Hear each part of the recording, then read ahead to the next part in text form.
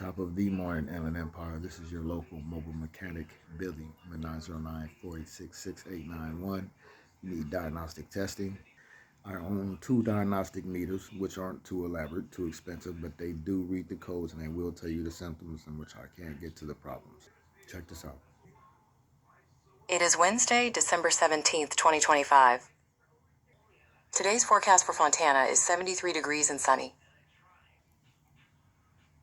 Expect typical LA traffic on the 210 in Fontana, especially during weekday rush hours, which are mornings from 7 to 10 a.m. and evenings from 4 to 7 p.m.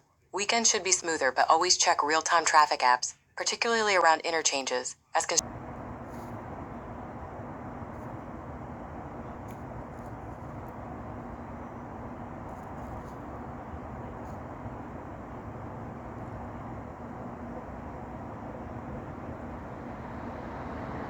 Is that 3i Atlas? Not sure. Not sure about that. What I am sure about is that freeway up there. That's the 210 east and west where you see the lights. That's your freeway. That's the eastbound lane that you see going right. Westbound lane is going left. Absolutely clear on the freeway. Look at that. Morning, neighbor. Have a good day at work. You can always tell the east from the west because the west is always darker to where the sun rises from the east.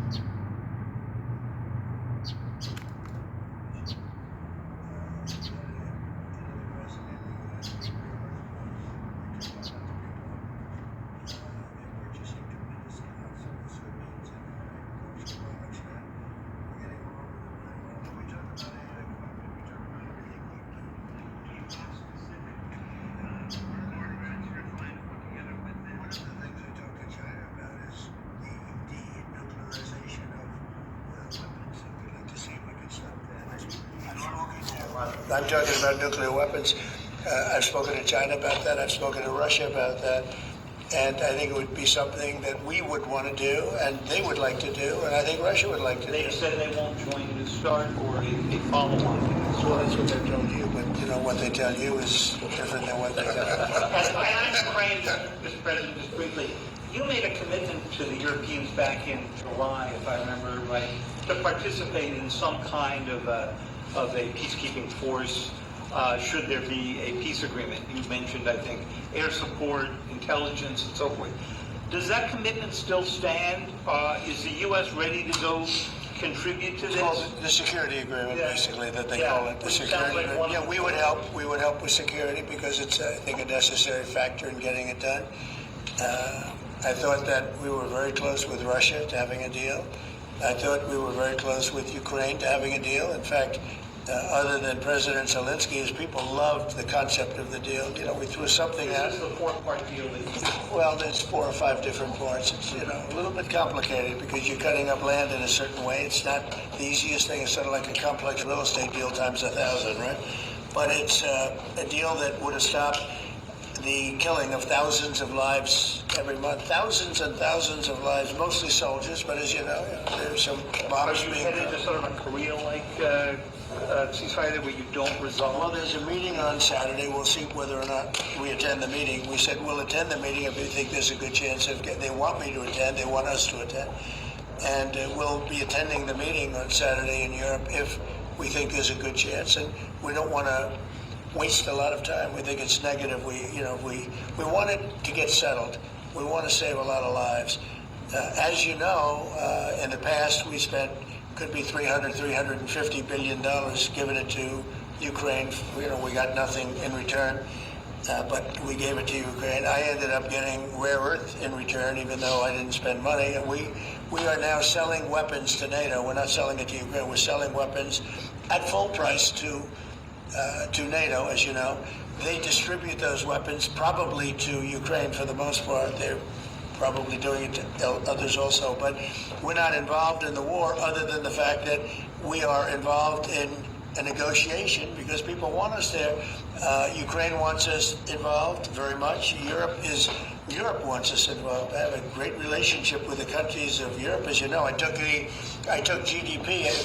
I took what they're spending as a percentage of GDP, but it was at 2 and they weren't paying, and now it's at 5. And everybody's amazed, but that 5% is a lot of it's coming back to the United States. With that being said, I'd like to see the killing stop.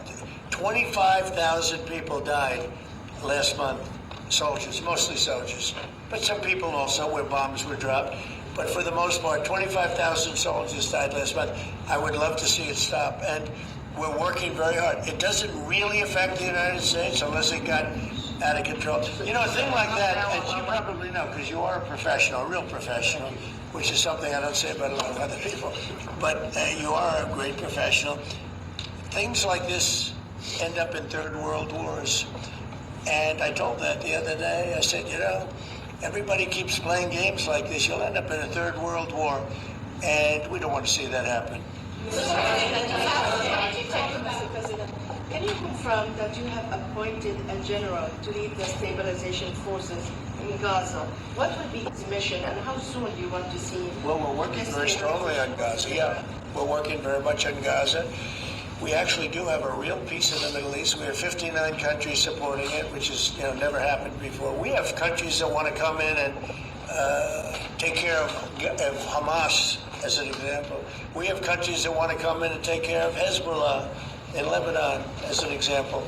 And I say, right now, you don't have to do that. You may have to do that, but we have countries that are volunteering to come in and literally take care of the whole thing. We have a great peace in the Middle East. It's never happened before. And I think it's very strong, actually. And will Prime Minister Netanyahu, you're supposed to meet him end of this month? What's on the agenda? Well, we get along with him very well. He's been a wartime prime minister, certainly.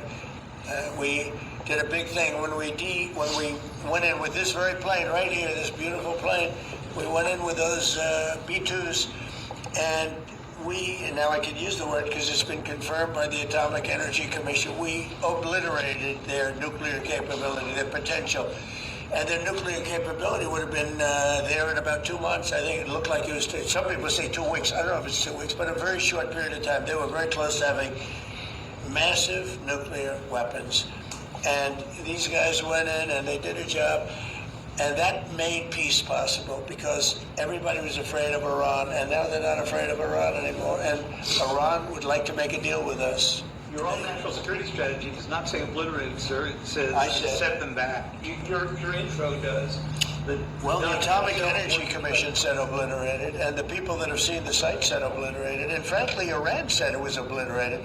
And to show you how accurate it was, and you know, I fight for the pilots because the pilots and those people went in there at great risk, and they hit every single target on every single bomb, and they did a lot of damage. And for them to be given anything less than 100% of the credit is unfair. So I will tell you, the Atomic Energy Commission said it's like gonzo. It's one person actually used the term obliterated. But Iran actually said that they probably can never go there again. They can probably never start there again. If they ever started, they'd probably choose a new site. But regardless, we took out the Iran nuclear site with great talent. No other country could have done that. No other country has weapons like we do, but no other country could have done that. We have the best weapons in the world. We have the best military in the world. And when we took out Iran, that allowed for peace. There's no way that, and I really have great respect for the king of Saudi Arabia. Yeah, I'll believe it when I see it.